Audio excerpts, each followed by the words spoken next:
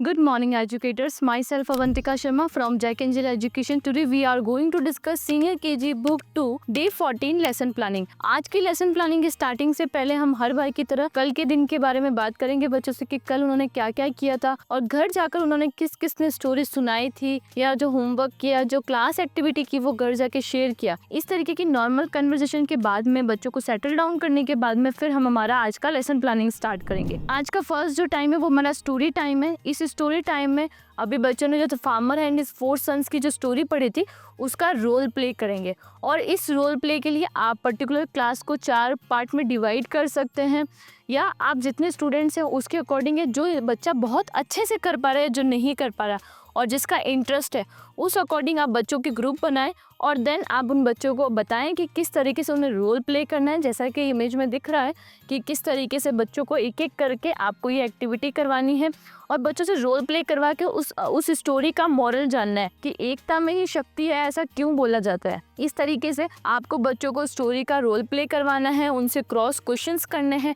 उस स्टोरी के मॉरल के बारे में बात करना है। देन हम नेक्स्ट मूव करते हैं। नेक्स्ट हमारा जो टाइम है वो लैंग्वेज टाइम है, जहाँ पर हम कर्सिव लेटर सी के बारे में बातचीत करेंगे। इसके लिए मटेरियल में हमें क्लास एक्टिविटी शीट, चॉक और फ्लैश कार्ड की नीड होगी। अभी तक बच्चों ने कर्सिव लेटर ए और कर्सिव लेटर बी के बारे में पढ़ा है, तो इसके लिए पहले आप ब्लैक बोर्ड पे capital cursive letter A, small cursive letter A और capital cursive letter B, small cursive letter B blackboard पे लिखे और बच्चों से पहले उसके बारे में बातचीत करें कि ये किस तरीके का लेटर है, इसको कैसे बनाते हैं। देन हम अब स्टार्ट करेंगे हमारा नया टॉपिक जो है कर्सिव लेटर सी का। इसके लिए आप बच्चों को सबसे पहले कर्सिव लेटर सी का फ्लैश कार्ड शो करें और साथ ही साथ में आप बच्चों को ब्लैक बोर्ड पे कर्सिव लेटर सी बनाकर उसके स्ट्रक्चर के बारे में बातचीत करें कि किस तरीके से कर्सिव लेटर सी लिखा जाता है। इससे क्या होगा कि बच्चे आपको भी कनेक्ट कर पाएंगे और चीज़ों को समझ पाएंगे।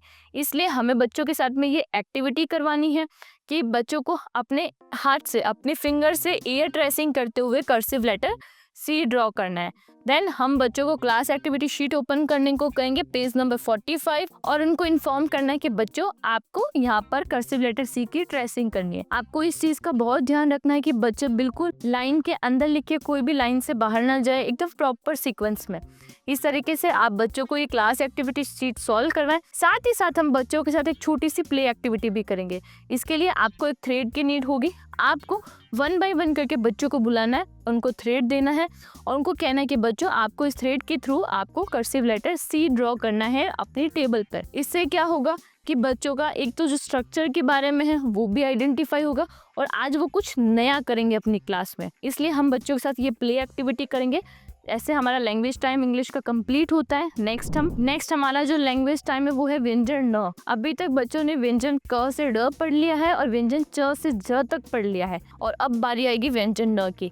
तो इस व्यंजन न को शुरू करने से पहले आप बच्चों से जो पुराने व्यंजन बच्चों ने जो पढ़ लिए हैं अभी तक, आप उनका रिकैप ले बच्चों के साथ में, जो उनका ओरल करवा सकते हैं आप इस क्लास को स्टार्ट करने से पहले कि बच्चों बताओ व्यंजन च, छ, ज, ज और फिर आता है न। तो इसके लिए आप क्लास एक्टिविटी की शीट के साथ में पिक्शनरी का यूज कर सकते हैं। पर्टिकुलरली कुछ इमेजेस को पॉइंट करते हुए बच्चों को इसका रिकैप करवा सकते हैं। देन हम हमारी क्लास एक्टिविटी शीट और पिक्शनरी की ओर मूव करेंगे। आपको सबसे पहले बच्चों को न का फ्लैश कार्ड दिखाना है कि न का मतलब क्या होता है, खाली, और साथ ही साथ आप ब्लैक बोर्ड पर व्यंजन न ड्रॉ करके भी बच्चों से उसके स्ट्रक्चर के बारे में बातचीत कर सकते हैं कि व्यंजन न किस तरीके से लिखा जाता है। इसमें इतना टाइम या इतना समझाने का नीड नहीं होता है क्योंकि इस व्यंजन का यूज हम ज्यादा नहीं करते हैं बच्चों के लिए।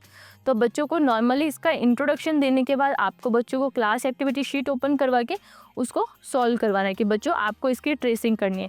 बस बच्चों को इस लेटर का आइडिया रहे, इस व्यंजन का पता हो कि कौन सा व्यंजन है, तो हमें बच्चों को इस तरीके से हमारी क्लास एक्टिविटी कंप्लीट करवानी है। नेक्स्ट टाइम की ओर मूव करते हैं। नेक्स्ट हमारा जो प्ले टाइम रहेगा उसमें हमें बच्चों को हैंडकरचिफ के बारे में बताना है। पहले बच्चों से पूछना है किस किसने इस हैंडकरचिफ गेम को पहले खेल रखा है। जिसने खेल रखा है ओके, जिस बच्चों ने पहली बार इसके बारे में सुना है आपको उन बच्चों को इस गेम को एक्सप्लेन करना है कि आपको इसे किस तरीके से खेलना है। आप इसके लिए अपने क्लासरूम में ही स्पेस करके इस गेम को खिला सकते हैं और अदरवाइज मैं आपको प्रेफर करूँगी कि आप इसको प्लेग्राउंड में लेकर जाएं, बच्चों को वहाँ प्रॉपर मैट वगैरह लगा के आप बच्चों को वहाँ बैठा के इस एक्टिविटी को कंप्लीट करवाएं। देन आप बच्चों को इन्फॉर्म करें कि आपको ये प्ले एक्टिविटी करनी है। आप इसके लिए बैकग्राउंड में म्यूजिक प्ले कर सकते हैं ताकि बच्चों को एक अलग ही एनर्जी फील हो और वो इस एक्टिविटी में बहुत अच्छे से पार्टिसिपेट कर सके। देन बच्चों की हैंडकरचीफ एक्टिविटी कंप्लीट होगी। आप इसका छोटा सा वीडियो क्लिप बनाइए, फोटो क्लिक करिए और पेरेंट्स के साथ में भी शेयर कर सकते हैं, सोशल मीडिया पे अपलोड कर सकते हैं।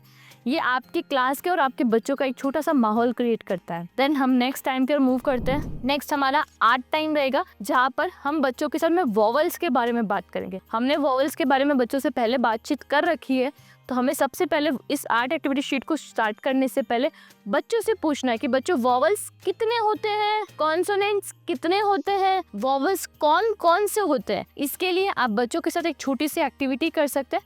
आप फ्लैश कार्ड्स का बंडल अपने पास लीजिए और उसमें से आप बच्चों को एक एक करके पहले वॉवल्स दिखाएं कि ये कौन सा वॉवल है, ई, ए, ओ, यू, आई, और इन वॉवल्स को दिखा के बच्चों को इसका उच्चारण करने को कहें। देन आप इसके अंदर कॉन्सोनेंट्स को भी इकट्ठा कर दीजिए, मिक्सअप कर दीजिए।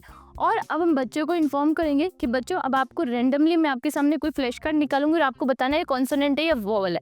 आपको कॉन्सोनेंट है तो आपको अपनी सीट पे खड़ा होना है, वॉवल है तो आपको अपनी सीट पे बैठ के दोनों हैंड क्या करना है, रेस करना है इस तरीके से। बच्चों ये कौन सा लेटर है, तब आपको क्या करना है, अपनी सीट पे खड़ा होना है, बिकॉज ऑफ ये कॉन्सोनेंट है। मैंने कहा कि बच्चों ये कौन सा लेटर है, ये वॉवल है। कौन सा वॉवल, ई। अब आपको क्या करना है, अपनी सीट पे वापस बैठ के हैंड रेस करने हैं दोनों। इस तरीके से आप बच्चों के साथ ये छोटी सी फन एक्टिविटी करवा सकते हैं। इससे बच्चों को वॉवल और कॉन्सोनेंट का कंसेप्ट क्लियर होगा। देन उसके बाद हम बच्चों के साथ आर्ट टाइम करेंगे। इसके लिए आप बच्चों को आर्ट एक्टिविटी शीट ओपन करने को कहना है और मटेरियल में हमें ग्लू और ऑरेंज क्रैप पेपर की नीड होगी।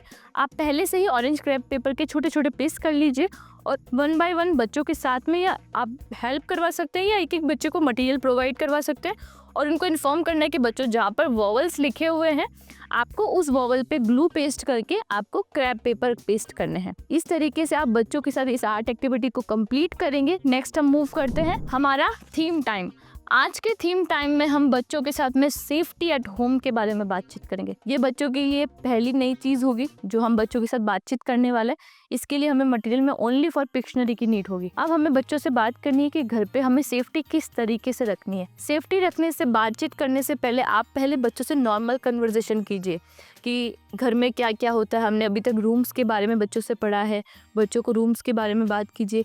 उनको घर पे बताइए घर में कौन कौन रहता है, घर में क्या माहौल रहता है, आपका घर कैसा लगता है, आपका घर किस तरीके का है, आपकी फैमिली कैसी है, बिग है, स्मॉल है, जॉइंट है, इस तरीके की। यानी अभी तक हमने जो जनरल अवेयरनेस के थीम टाइम के जो टॉपिक्स पढ़े आप सारा इसको कवर अप कर सकते हैं। जैसे ही बच्चों के साथ में ये सारी कन्वर्सेशन हो जाए देन आपको बच्चों को इन्फॉर्म करना है कि आज हम एक नए टॉपिक के बारे में पढ़ेंगे, वो है सेफ्टी एट होम। आप घर में रहते हो लेकिन हमें घर में कुछ चीज़ों को क्या रखना होता है, ध्यान रखना होता है। मम्मी पोछा लगा रही होती है, पानी से कुछ धो रही होती है और हम जाके दौड़ते हुए जाते हैं और हम क्या हो जाते हैं, स्लिप हो जाते हैं और हम लोग चोट आ जाती है। तो हमें क्या करना है, जब भी कहीं पानी गिरा हुआ हो हमें वहाँ पे तेज नहीं भागना है। ऐसे आप 1 बाय 1 इमेज को पॉइंट करते हो। Do not run on the wait floor, जहाँ पर पानी गिरा हुआ है वहाँ पर दौड़ना नहीं है। Do not touch sharp object and tools, नुकीली और धारदार वस्तु को छूना नहीं है, जैसे चाकू, कैंची, सीजर जिसको बोलते हैं नाइफ, इनको हमें टच नहीं करना है। Do not climb on the cupboard, अलमारी के ऊपर नहीं चढ़ना है। हम लोग घर पे जाते हैं ना तो हम सोफे पे और अलमारी पे चढ़ जाते हैं ना जल्दबाजी में, हमें नहीं करना है। क्यों?